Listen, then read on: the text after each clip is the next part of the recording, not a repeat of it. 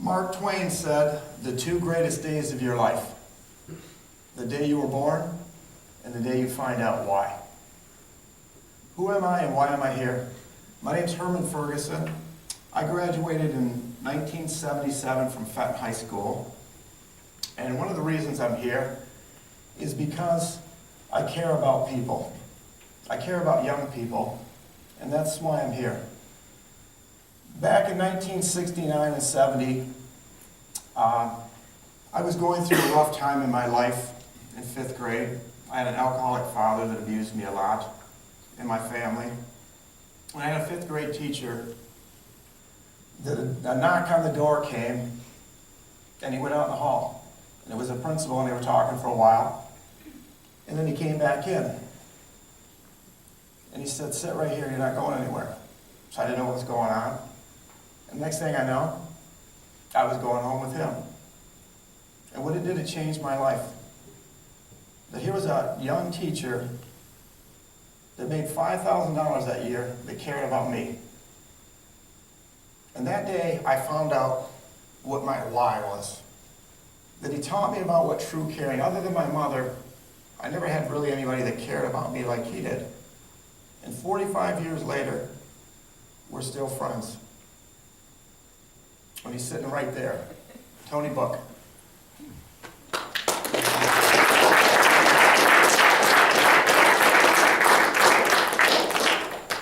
And so my mom, I was asking her how much she made. She raised 6 kids by herself, and there were times when we didn't have electricity in our house, no car, no phone, sometimes no food, and our house was in foreclosure. And I watched her as she raised us and never complained. She had a great attitude. And the reason I say that Tony never made, or he made maybe $60,000, and when you're going into life and you think that success is about money, it's not. As I look at the 2 most important people in my life at that time, and still are, my mother that made not more than $10,000 a year, and my teacher that made $5,000 that year, no more than 60. He changed my life. And that's what I want to do. Turn to the person beside you and say, you're going to learn something today.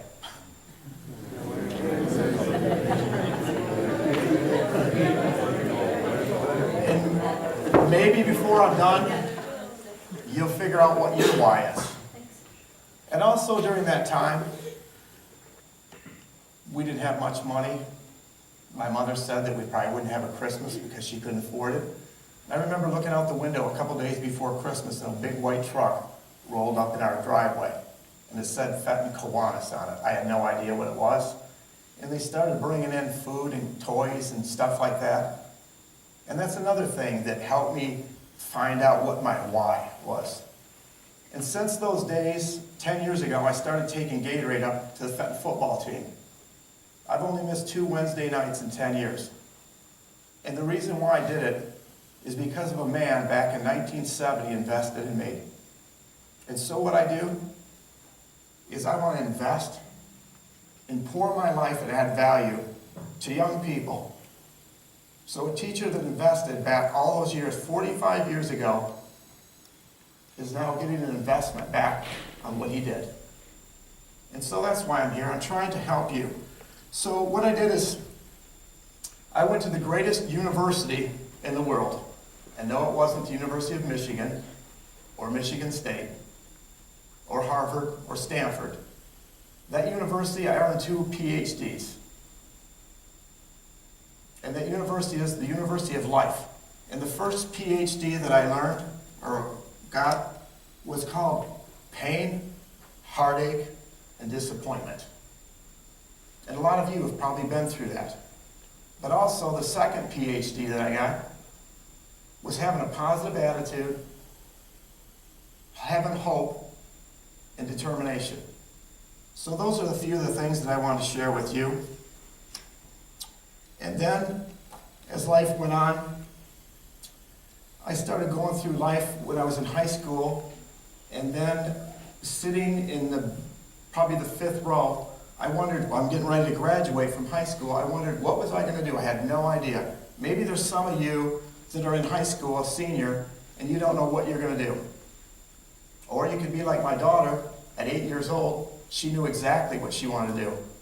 One day I was in the living room and she came up to me and handed me a big list of paper. And I said, "What's this?" It's in the middle of July. And she goes, "Here, Dad, this is all the stuff I need for school." I go, "School? It's July.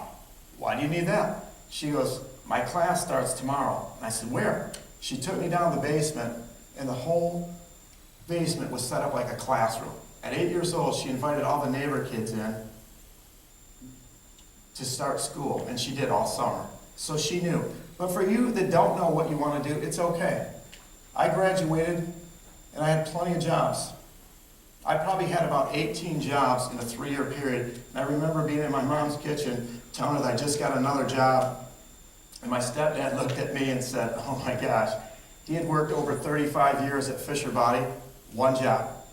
And I already had probably 15 or 18 in probably a 3-year period. And what he did is he said to me, he goes, "You know what your problem is?" And I thought, I got a lot of problems, but what? He said, "Your problem is you can't work for anybody else." And what he did is he planted a seed in my head that I started my own business. It took a few years, but at age 24, for 31 years, I had a lawn and tree service.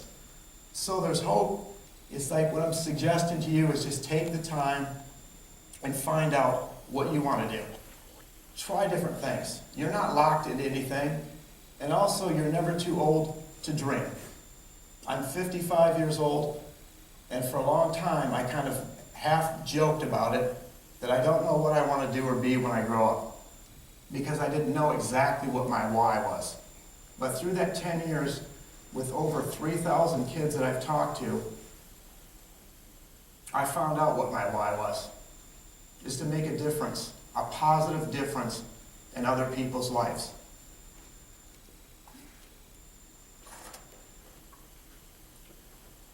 So as you go into life, you think that your parents are on your back. Well, sometimes in life, they might be the only ones that ever have your back, because they love you and care about you. And what you need to do is have people that suggest and guide you through life. Listen to them. But remember, it's your journey. You can have other people walk the road with you, but only you can walk the road. Nobody can walk it for you. So as I look around and see so many wonderful people, I just want to share some of the things. If you look at what I've come through, by not having a college degree, by having a horrible background, it's not what you go through in life, but how you come out on the other side.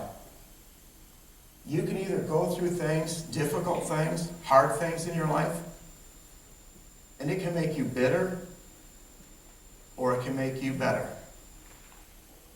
It's like if you take an egg and a potato and you drop it in boiling hot water. One of them becomes hard and the other one becomes soft. It's the same circumstance, but different substance. And that's what we need to do. I'm here to share and spend the rest of my life to travel the world, to encourage people and add value to them, and inspire and motivate. And somebody asked me just a couple months ago, he said, "You know, Herm, the problem with motivation, it doesn't last." And I said, "I realize that." He said, "So what do I do?" I said, "Well, it's like, a lot like bathing. It doesn't last either. That's why I recommend it daily." And what I do is I take inspirational things and I put on my bathroom mirror, because I have to. When you're pouring more out in your life and you're giving more, then you better take in. Because you can never give anything that you don't have first. So I have right on the top of my mirror, right up in the very top, it says, "Stay inspired." I look at it every morning and every night. And then when I put up last week, I have a dream of being a worldwide motivational, not speaker, but teacher. And the difference between a motivational teacher and a motivational speaker is, A motivational speaker, you'll forget 20 minutes after you walk out of here what a motivational speaker said.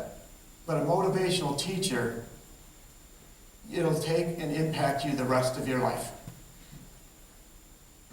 And you will be the same person 5 years from now that you are today, except for 3 things. Number 1 is the books you read. Number 2 are the things you listen to. And the third one are the people you hang around. And whenever I hang with people or around them, I ask myself 3 questions. Who am I with the majority of the time? What are they doing to me? And is that okay? Because in your life, it's like with this group, positive peer influence, somebody is always going to influence you. Just like a 10-year-old boy was influenced back in 1970 by a wonderful man that took the time to care. That he had tremendous influence, positive influence on me. And watching my mother go through the things she did in her life.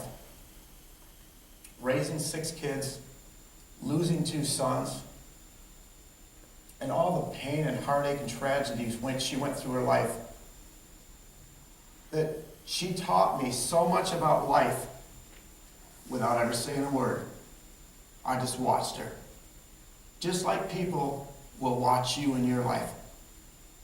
Even when you don't think people are watching you, they are. There's younger people that want to be just like you. Because that's what I did. I wanted to be like people that were playing varsity football or wrestlers. And so what I want to do is just close with a few things that I have. It's like I was working one time at a shop, just some things that stick in your head. And there was a guy, there were 3 owners of the shop. His name was Gary Daniels. I'd never had a talk with him before. He owned a couple other businesses, and he came in there one day, and I was working on a machine.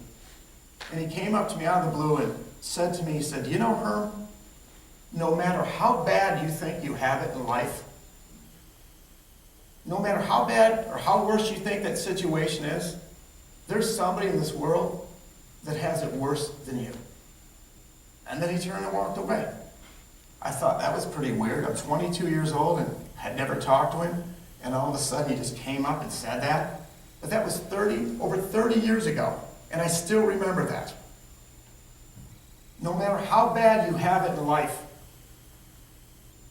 somebody else out there has it worse than you.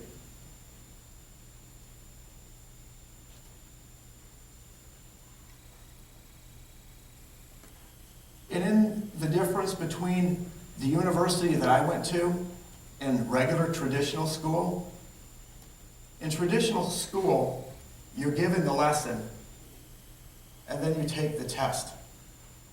But in life, you're given the test and then you learn the lesson.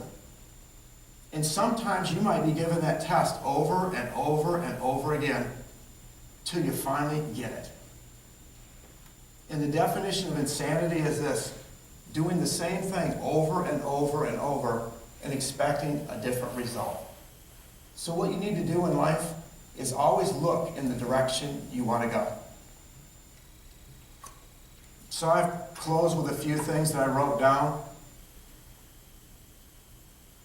That when you go in life, you'll have a dream. If you don't have a dream, you'll never find your purpose. And without your purpose in life, you'll never find your passion. So what you have to do is think good thoughts. Even when you're in a bad situation, it's the only way when you're in the valley of life that you'll ever make it to the mountaintop. And if the mountain was smooth and not rough, you could never climb it. So it's your attitude. And I've talked to probably at least 85 business owners since last October. And I asked them, what are some of the attributes that you would look for when you hire people? And they said this: number one is not talent or skill. I thought it would be. The number one thing they said is having a positive attitude. A good work ethic is number 3.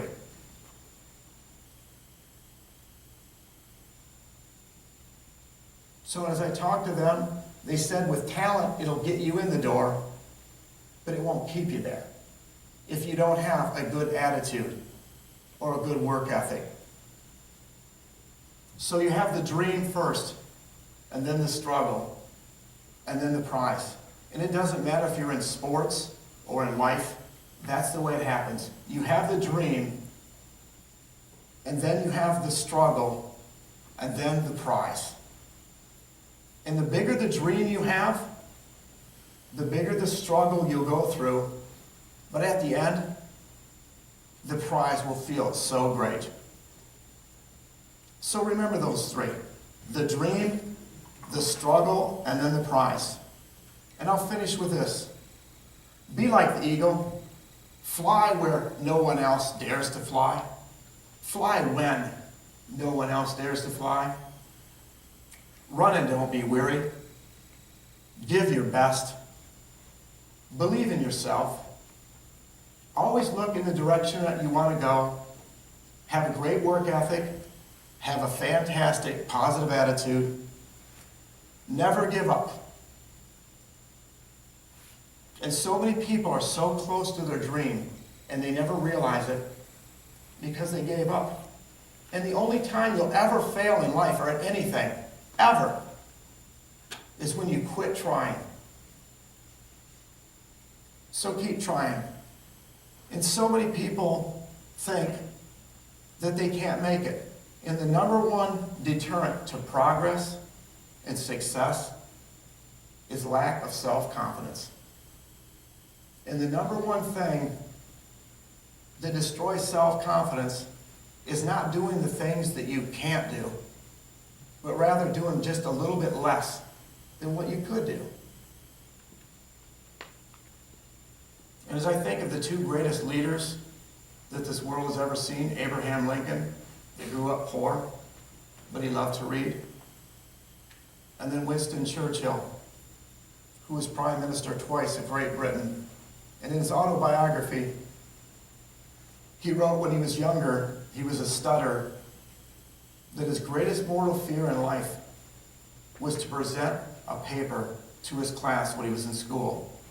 He took to the airways in 1940 and he gave this speech that moved an entire country.